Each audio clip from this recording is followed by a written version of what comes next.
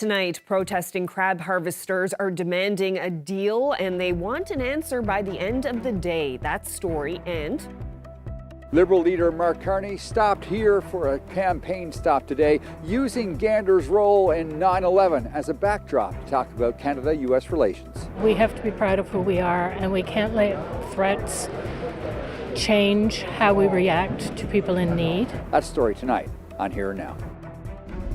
Newfoundland Power says its review of customer billings found no errors and customers weren't overcharged this winter. The estimated monthly average change in temperature experienced by customers from mid-January to mid-February this year was negative 5.6 degrees. We can no longer continue with this fiasco. I'll have more later in the show. You know, I have a new baby, so it's so hard for my family to go. with the closest consulate in Ottawa, Ukrainian families are forced to travel at considerable cost to renew their paperwork. But soon, that office will be coming to them.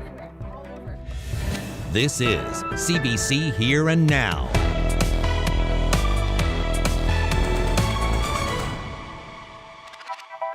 Good evening and welcome to Here and Now. We begin with the election. Gander was the second stop on the federal Liberal leader's campaign. Today, in a part of the province that inspired Come From Away, the famous play about the kindness of strangers, Mark Carney took a moment to mourn the loss of Canada's friendship with the United States. Here Now's Troy Turner has that story. It's a story well told, but one Liberal leader, Mark Carney, wanted to reiterate during his stop in Gander today. When people needed help, you gave it, no questions asked, no expectations attached. It was the right thing to do, the Canadian thing to do, and you did it, and you made us proud. This morning, the Liberal leader paid a visit to Beulah Cooper and Diane Davis, two women who inspired a character in the hit musical Come From Away. A story of displaced air passengers, many American, who were grounded here for nearly a week during 9/11. Some have come to consider this place a second home. And it became yet another example of the unbreakable bond between the Canadian and American people. Because when Americans are in need, Canadians have always shown up. And we talked about the fact that, you know, we have to be proud of who we are, and we can't let threats change how we react to people in need. And I think we both kind of said that. We had a lot of things in common in our conversation. About 50 Liberal supporters and invited guests attended today's event. Davis says the Liberal Party is pushing a message of strength. I think it's important to be kind. It's also important to put your foot down and be strong. And I think we can do both. I guess it's good to have somebody on Canadians' side. I mean, proud to be Canadian, but a lot of stuff going on right now, it's difficult, I guess. I guess the biggest downside, I'm not looking forward to the price of stuff going up. Money is very tight, but, it's good to hear that a lot of promising things and hopefully some good news for in regards to like tariffs and stuff like that, inflation, right? Central Newfoundland and Labrador Liberal candidate Lynette Powell says local and national identity is an important issue in this election. I met with Beulah Cooper today and listened to her. That's who we are. That is who we are. And that's who I want us to stay. And that's why I'm here. Making sure that rural Newfoundland and Labrador stays rural Newfoundland and Labrador, right? We can't change. Following today's visit here, Carney visited a local restaurant for some lunch and then hopped on a plane again for a campaign stop in Halifax. Troy Turner, CBC News, Gander. Well, staying with politics, there's controversy over the nomination process in the riding of Avalon. Here Now's Terry Roberts reports. An energetic nomination contest for the Conservatives has come to an abrupt halt in the riding of Avalon, and it's left two people who were vying to be on the ballot in the April 28th election feeling blindsided and frustrated. It came as no surprise on Sunday as Liberal leader Mark Carney plunged the country into an election campaign. But there was a shocker in the eastern Newfoundland riding of Avalon. This is Jessica Babb, a Carboneer lawyer. She's been campaigning hard for 10 weeks, spent thousands of dollars, invested long hours, and says she convinced more than 500 supporters to spend $15 each to sign up for the Conservative Party so they could vote for her in a nomination contest. And this is Gould's resident Brandon O'Brien. He's a ship's captain with the Canadian Coast Guard. And like Bab, he was hoping to become the Conservative nominee in Avalon, saying this last week. I'm going to put my money where my mouth is, as it were, and I want to throw my hat in the ring and be a great, strong, proven voice for the people of Avalon. Both Jessica Babb and Brandon O'Brien say they were encouraged to seek the nomination by this man, Steve Kent. Kent is a key organizer for the Conservatives in Atlantic Canada. He's a former mayor of Mount Pearl. He served a decade in the House of Assembly as the MHA for Mount Pearl North, serving in senior cabinet roles and as deputy premier. He left politics in 2017 to become a chief administrative officer for the city of Mount Pearl, but later parted ways with the city amid workplace harassment allegations. There's ongoing litigation between the city and Kent related to his departure. But on Sunday, the Conservative Party dropped a bombshell on Jessica Babb and Brandon O'Brien. There will not be a nomination vote after all. The very person who encouraged them to pursue the nomination, Steve Kent, was acclaimed by the party as the candidate in Avalon.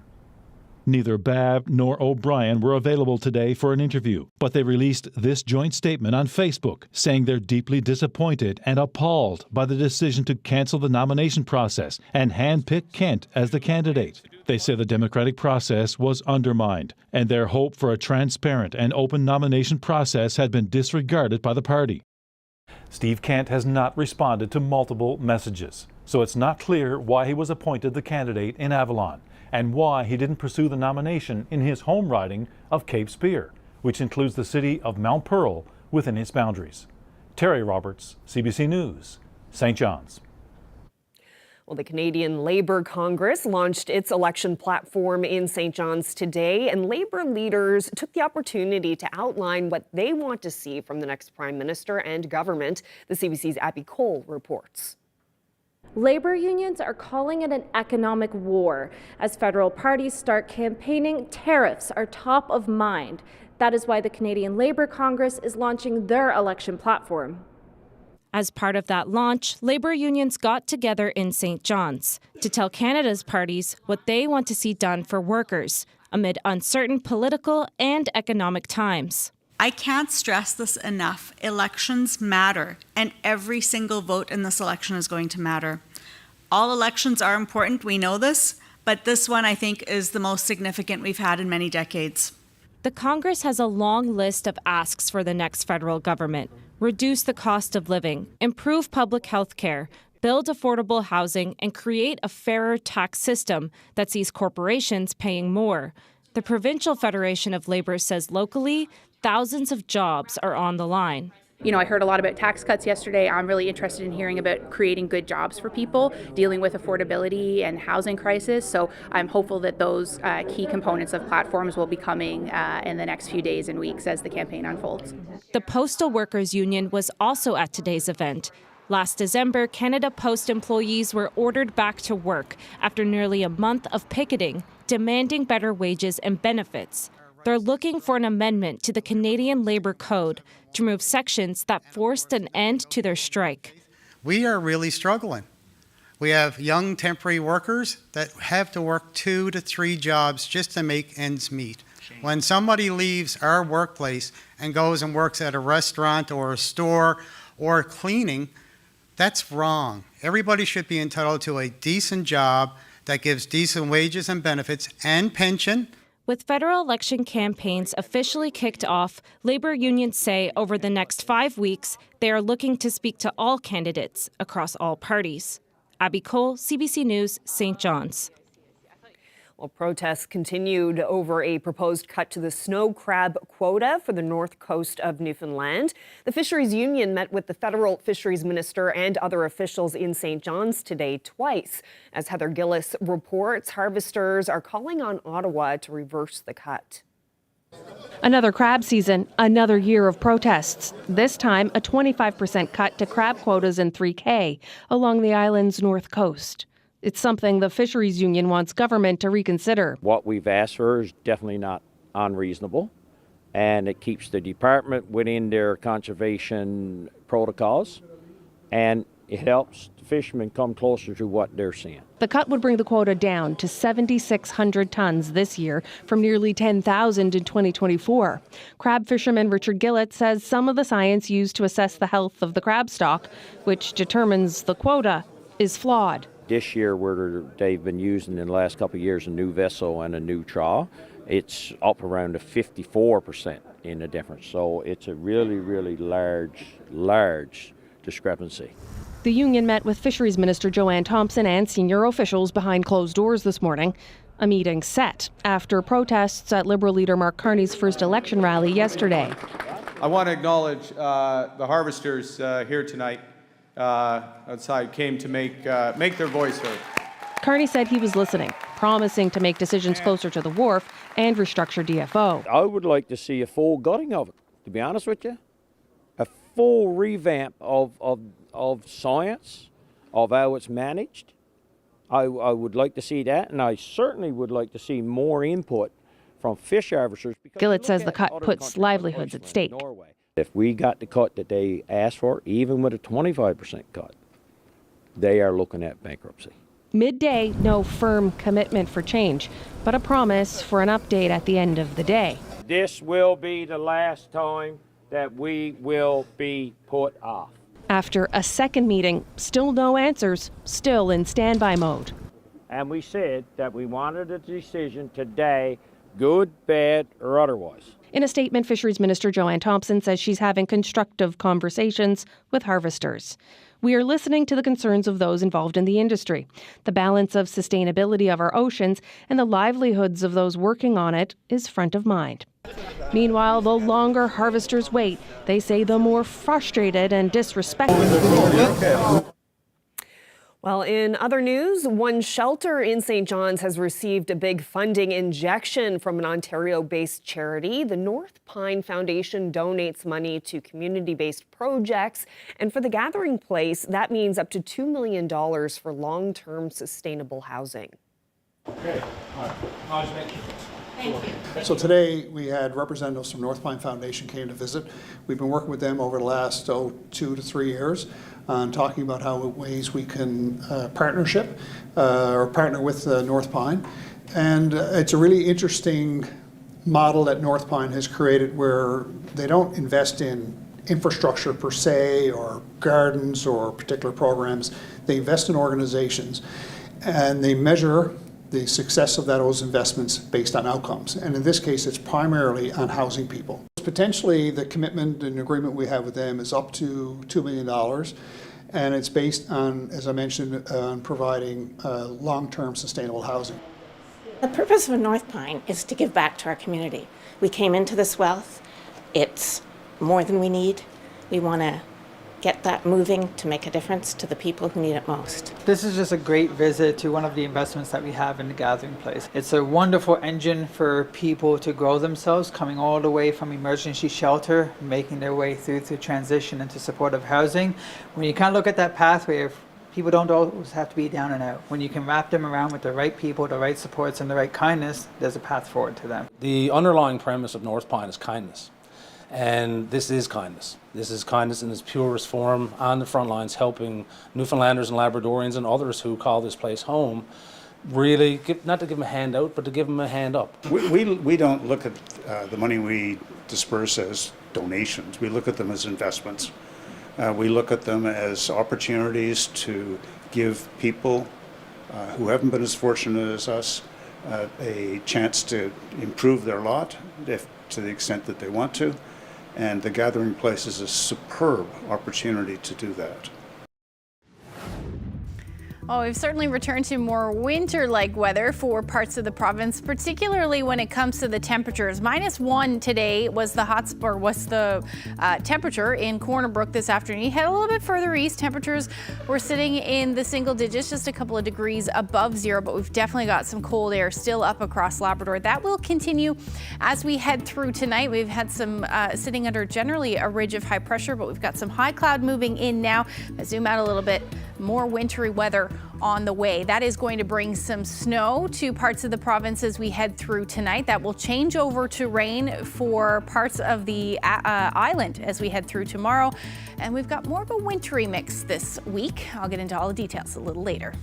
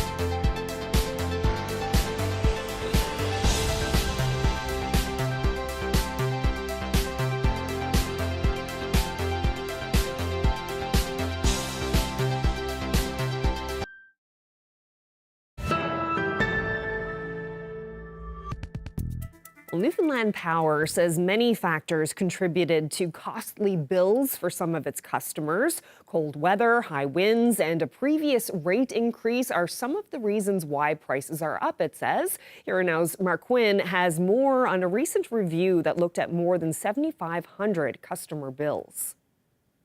This winter, there was an outcry from customers convinced they'd been overcharged by Newfoundland Power. In fact, Newfoundland Power says it received 577 calls about it. Today, the company outlined what it found after the province's Public Utilities Board asked it to look into the customers' complaints. Our internal audit department, as part of our response to customers' concerns, audited all bills for January and February of 2025 and recalculated them to ensure billing accuracy. No errors were identified. Newfoundland Power says that although there was a shorter and milder winter, Data shows there was also a sustained cold and windy period in the middle of the winter that drove up power bills. The estimated monthly average change in temperature experienced by customers from mid-January to mid-February this year was negative 5.6 degrees Celsius, a change that is nearly 2.5 times colder than the previous 5 years for the same period. The consumer's advocate isn't taking issue with the company's message, but he says the public blowback could have been avoided if ratepayers had smart meters that allow customers to monitor their own energy consumption. We can no longer continue with this fiasco during the winter months. This would have not happened if people had smart meters, because people would have seen what their usage is and what's the cause of their excessive usage. Newfoundland Power says as the weather warms, of course, people can expect to pay less for electricity, but they do say that coming in July, there's likely going to be another rate increase. Mark Quinn, CBC News, St. John's.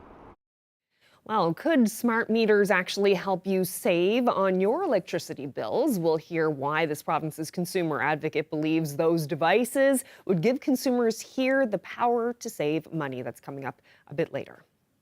And staying with the cost of living on CBC Radio's The Signal, pocketbook issues were the focus of conversation, and guests talked about what a possible recession could mean for people across the country, including here in this province.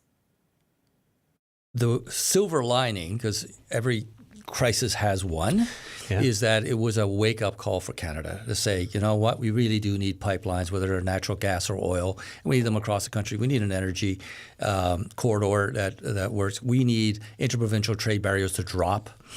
All of those things were things that were niggling problems that we've had in the past, and some of them very large. And this is all stuff that right now the main political, the Conservatives and Liberals are definitely talking about, and then to some degree depending on the range of what you just said, the NDP. Yeah. So the Liberals and Conservatives are agreeing on this. So, there's a shock. I'm personally am trying to get them to call that energy corridor the Trump corridor, just to rub it in somebody's nose. But the net effect of it is that depending on how quickly we can react, and whether or not we can set up free trade agreements with Europe, for example, because the largest importer of aluminum on the planet is the United States. The second largest is Europe, right? And there's a shortage of aluminum, and basically aluminum is driven by electrical prices, and Canada has tremendous amounts of electricity, right? There's a shortage of electricity on the planet. So there may be very definite benefits coming from this. In the short run, it's a question of how the federal government can ease the problem when certain specific industries are hit harder. But it's not like we haven't seen this before, because like softwood lumber industry has been under tariff for many, many years.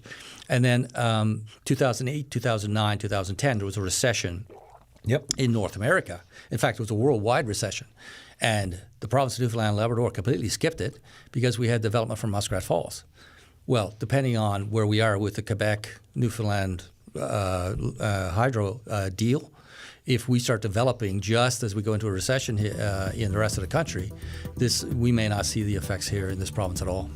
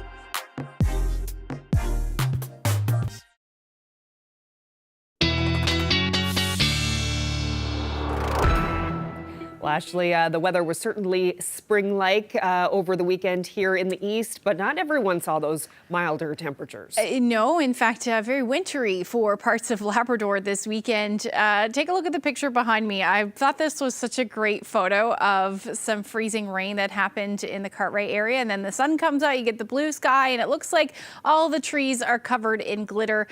Terry, great shot there. Thank you so much for sharing that with me. You know, saw quite a bit of snow for parts of the coast as well. Today, though, very much blue sky. It took a little while to get there here in the east, but we've got some blue sky now out there with the sun is shining. Temperatures still relatively mild, 3 degrees right now. Feels more like -3 with that wind chill. The winds are out of the north-northwest around 30 kilometers per hour. Note that pressure, 102. Generally sitting under a ridge of high pressure right now, which is why things are quite clear out there. But things are going to change. We've got an area of low pressure moving in as we head through tonight, and that is going to bring some wintry weather because those temperatures out ahead of this are quite cold, especially across Labrador, dipping into the west coast. And eventually, as we head through tonight, those temperatures are going to cool down island-wide, or province-wide, really. -4 right now in Corner Brook, wind chill feeling more like -10, -3 in Deer Lake, and Gander, you're hovering around the 0 degree mark. We will eventually see these temperatures drop further east as well. Labrador, for the most part, the north coast, the coldest at about -13 with those wind chills in the -20s. So taking a look, we can still see some snowpack, certainly on the west coast when we see those clear skies there. The higher elevations for sure, parts of Labrador seeing that snow as well, but those clouds are on the increase. We're going to start to see some of that high cloud move in, and we'll continue to do so as we head through tonight. Again, taking a look back over the Maritime provinces, lots of snow falling. There is the chance of some rain, and that will move in as well as we head into tomorrow, as our temperatures actually warm up quite a bit. Right now, out ahead of this system, we've got a blowing snow advisory for the Port aux Basques area, and then a wreck house wind warning. You're looking at winds gusting overnight tonight around 100 kilometers per hour. It's going to be quite windy for most of the west and southwest. We'll eventually see that snow arrive as we head towards the early morning hours. Some of this could be fairly heavy at times. It will be a very wet snow as well, and that will spread across the province, or across the island rather, as we head into tomorrow morning. But here's your temperatures.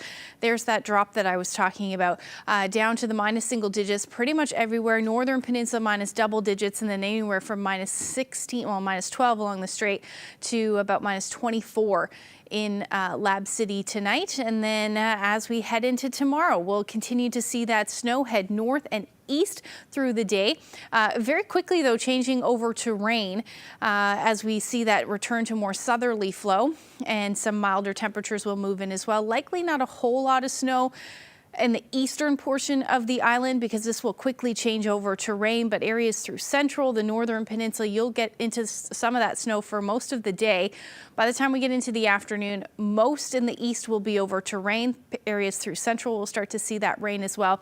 Then the northern peninsula, parts of the west coast, you're still going to see some of that snow, and that will be the story for southeastern Labrador as well. This will quickly move out for you. And then the rain will continue for the east. Some periods of rain will be fairly, what could be heavy at times through the afternoon and evening. And then we'll eventually see that end as we get past midnight for the Avalon. Now, temperatures will be cool again on the backside of that, so we'll see a big drop in temperatures. But as far as the snowfall goes, most of the snow will be along essentially from Burgeo through to Port aux Basques. You could pick up 10 to 15 centimeters of snow by the time we get into tomorrow morning, so that's falling from tonight to tomorrow. Areas through central, west coast, this will generally be about a 5 to maybe 10 centimeter range. And then, as you can see there, a lot less further east, and especially for the northern peninsula along along the strait there, maybe about 2 to 5 centimeters expected. It's also going to be windy tomorrow, especially for central and eastern areas. So southerly winds could be gusting upwards of 50 to 80 kilometers per hour, a little less for the east. But overall, look at your daytime highs, 4 to 9 degrees. It'll take a while to get there, but we will get there by the evening. Northern Peninsula, you'll stay below zero, about -1 or -2. Labrador, overall, your temperatures are below zero as well, with again some snow along the strait. A few flurries possible for Happy Valley, Goose Bay and towards Lab City. But that's about it. I'll get into the long-range forecast. Looks a little more wintry than it has been, and I'll get into that a little later. Thanks, Ashley. Well, some good news for Ukrainians in this province. They won't have to travel to Ottawa to process their necessary paperwork. That's where the closest consulate office is located, and instead, a mobile office will be coming to St. John's at the end of the month. As Heather Gillis reports, the local community says this will remove a costly barrier for families. Valentina Korzak spends much of her time these days here at Holland Nurseries in St. John's, turning blooms into beautiful bouquets. Outside that, she's been advocating for the St. John's Ukrainian community, pushing for help to come here. We are calling for urgent steps that Ukrainians in Newfoundland need to visit in consul or mobile consular services. This group of Ukrainians all have vital paperwork like passports that are about to expire. For many, this is not just a inconvenience, but it's really an obstacle. And expired documents make life even harder. They limited travel, complicate legal status, and it restricts access to essential services. It can take months to get an appointment to renew a Ukrainian passport. Korzak says passports for her 3 children expire in October and need to be renewed as soon as possible. The closest place to do that is a plane ride away. The single mother says it would cost more than $2,000 to travel to an embassy or consulate in Ontario, money she doesn't have for documents she can't live without. Because without these documents, my children can't go to school. Liliana Heraitich's eldest daughter needs her passport renewed, and with 1-month-old Esther here, she's not working and can't afford the travel costs. I have a new baby, so if we have to go to, let's say, Ontario or Ottawa, I should take this baby and take my oldest daughter, and it's so hard for my family to go. 2 days after CBC News asked the embassy about setting up services in St. John's, it posted this to its website, announcing they'll be here March 30th and 31st. Ukrainian National Federation Avalon branch's executive director, Bruce Lilly, says that the embassy's resources are stretched thin with the war and about 3,000 Ukrainians needing services across Canada. It's a bit of I would say, a production to get here, to have the staff come, to find a space, to make sure you have all of the printers and everything you've got with you to be able to provide the services. It needs to be, as far as I understand, in a secure kind of location. Meanwhile, the Federal Immigration Department says it's aware of backlogs at the Ukrainian embassy. They say Ukrainians can still apply to extend their temporary status in Canada, even if their passport is not up to date. They say those who arrived here before last March will get a 1-year extension to apply for or renew open work or study permits. Meanwhile, there's another deadline looming for Ukrainians who arrived in the country before April 2024 under the Emergency Travel Program. Free settlement services for those with temporary residency status end on March 31st. Heather Gillis, CBC News, St. John's.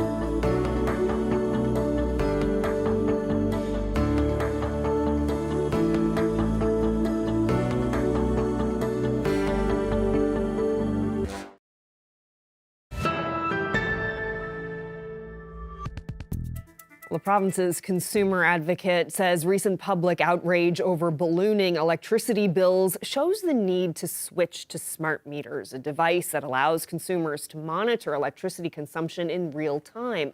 Dennis Brown says government has the power to intervene and push for that change. Well, the issue here is smart meters. If people had smart meters, they would be able to control their own usage and monitor their own usage. They would be able to see what their usage is every 5 minutes if they wanted to. But we don't have smart meters, and we were one of the only jurisdictions in Canada that do not have smart meters. So why is that? We've requested many times that this jurisdiction have smart meters. Newfoundland Power is not interested in doing that because they don't want customers controlling their own usage. Newfoundland Power likes to have control of that themselves, but with smart meters, you have the ability to monitor weather conditions, to monitor what your usage is every hour on the hour. And it would be very beneficial to the ratepayers of this province, particularly where we are into rate mitigation, where the government is putting in $500 million a year to keep your rates below 15 cents a kilowatt. How long more can that last? But if we have smart meters, ratepayers would have the ability to control their own usage and to monitor their own usage. So why is Newfoundland Power ignoring what every other jurisdiction in Canada, the ratepayers of every other jurisdiction in Canada, have the benefit of? There have been so many complaints to the Public Utilities Board and to Newfoundland Power. The PUB asked Newfoundland Power to submit a report. And in that report, Newfoundland Power gave 4 reasons for why it thinks bills were higher than normal because of the cold temperatures, higher winds, a longer billing period by a few days, and also the 7% rate increase that was introduced. And putting all of these factors together made for higher bills. Do you accept that? Well, if the board had ordered Newfoundland Power a couple of years ago to start putting smart meters in place throughout the province, most of us would have them by now. It will take a 2 or 3 year period to get smart meters in every house, so in every apartment, in every location. So therefore, why wasn't that done? So here we have the board ordering a study. Newfoundland Power is reporting back to the board what they found. There would have been no need for a study. None of this would have happened if people had smart meters, because people would have known exactly what transpired here. Should consumers just take Newfoundland Power at face value for what they're saying, that these are the reasons why they think the billing was as high as it was? Do you think customers should be just accepting of that, or do you think there needs to be any kind of third-party audit? Consumers should ask Newfoundland Power why they are not implementing smart meters in this jurisdiction.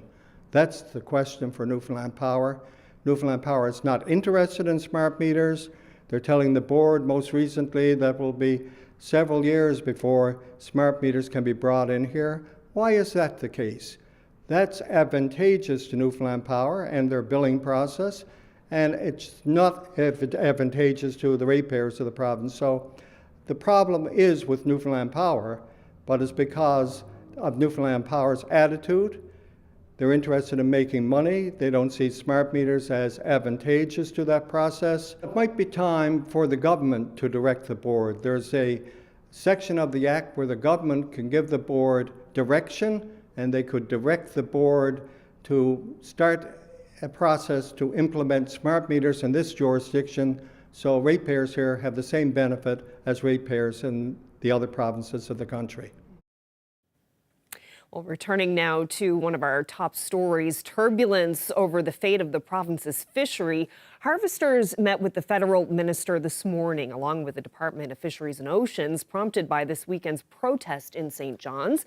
Now, hundreds of harvesters assembled yesterday to send a message to the minister and Liberal leader Mark Carney.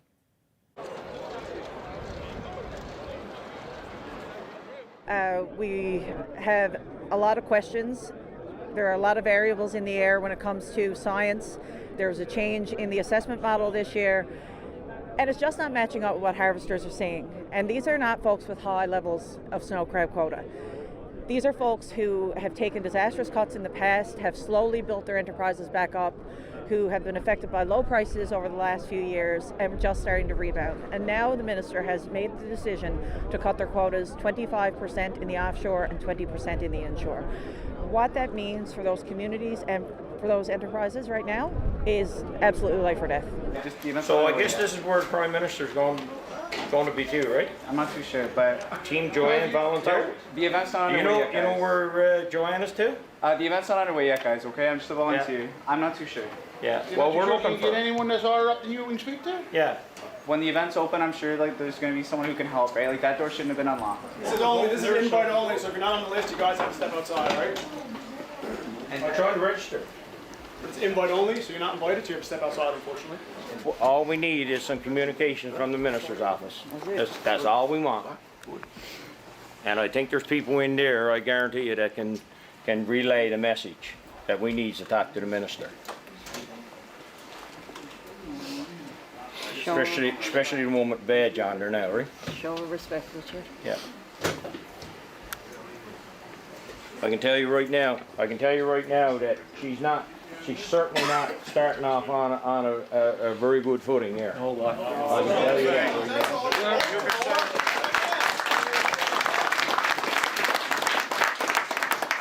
now. Each and every one of you is our scientists. And when we see the data come out that can be so far from what each and every one of you fellas see on the water every day. And guys, like I said before, it's not with just crab. It is a crab issue right now. What we've been saying for years is that your science is not working. Your science is not working. And we need something done about it. And the thing is right now, listen, I'll be the first one to do conservation. I don't want to destroy every fish in the ocean. I don't want to destroy every crab. I don't want to do that. I got kids. I probably have grandkids. You guys are the same thing. I'm a 6th generation fisherman. Imagine if the first generation said, to hell with the fish, we're going to take it all out of the water. We wouldn't be here. But I can tell you right now, fishermen like everyone that's in this room, you're stewards of this fishery. You don't want to see this fishery be destroyed. We were all devastated with the cod moratorium. And I'm going to tell you right now, I can remember my dad in the 80s banging on the table, saying it's paper fish. It's paper fish. The fish is not in the water, but science was saying it was there, and it was put up, the quotas was put up, until, bang, she disappeared. And I'm going to tell you, not only my dad, but a good many other fishermen were saying the fish wasn't there. I want to acknowledge the harvesters here tonight outside came to make their voice heard. And I want to underscore, like the minister, I'm here to listen. And I understand the importance of making decisions closer to the wharf. So in the event, Carney brought up that he is here to listen. He wants to restructure the Department of Fisheries. This was one of the first things he brought up in his address. I'm wondering what you make of it. Well, he can bring up those things now that, the campaign, his election's kicking off right now. Well, Mr. Carney, this is a chance for you not change once the election is over. You change it right now. Change the structure right now, because we're not in there just on a whim. We're fish harvesters. You got years and years and years of experience here. Fish harvesters, 40, 50 years. And, they went through this data all the time, and they're saying it's off. And we've been saying for years it's off. So Mr. Carney can really change this right now. He can change now. We can go through the numbers in the morning with the minister and senior DFO and see the argument that we got and where the numbers are skewed and not adding up. So Mr. Carney can not only promise that now in here tonight, he can actually do something about it tomorrow morning. Well, when it comes to reaching voters, Canada's major party leaders are using different tactics. CBC's Yvette Brand looks at what each leader is doing and how some Canadians are responding. Mike Myers, what are you doing here? In less than 24 hours, about 10 million people watched Mark Carney's newest ad, which featured a big assist from Mike Myers. What are the two seasons in Toronto? Winter and construction. Wow, you really are Canadian. The use of the Canadian celebrity seemingly part of the Liberal leader's strategy. It's all invoking this idea that this is Team Canada. As to whether it's hitting, those reviews are mixed. Well, it's not genuine. I mean, it's important to me, but it's not genuine. But Carney's not alone with his patriotic appeal. So when Pierre says, it doesn't matter who you know or where you're from. Pierre Poilievre has used Canada First as a rallying cry while also trying to highlight his family, his wife, the voice behind some of his ads. His children know him in Francais, Espanol, and English as Papa.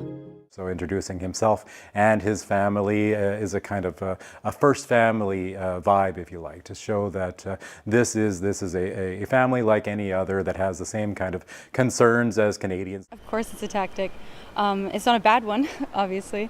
I worked for minimum wage to take care of my family when my dad was sick. NDP leader Jagmeet Singh is also trying to deliver a personal touch. I retie my turban at least once a day just to getting in on a hot TikTok trend. In what's known as a Get Ready With Me video, Singh is hoping to grab the attention of young people. Already it's had more than 4 million views. They believe they can bring in the first-time voters into their fold, which is going to help that party grow.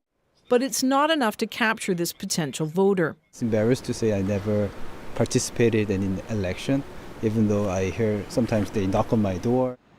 While the campaign is only just beginning, in this short race, parties will have to get creative to find new ways to meet busy Canadians where they're at, even if that differs from person to person. Yvette Bren, CBC News, Vancouver. And those leaders will also try to capture voters in 2 federal leader debates. The government commission that organizes the event says a French debate will be held on April 16th. The English debate is set for April 17th. Both will be held in Montreal. CBC Radio Canada has been chosen to produce the debates.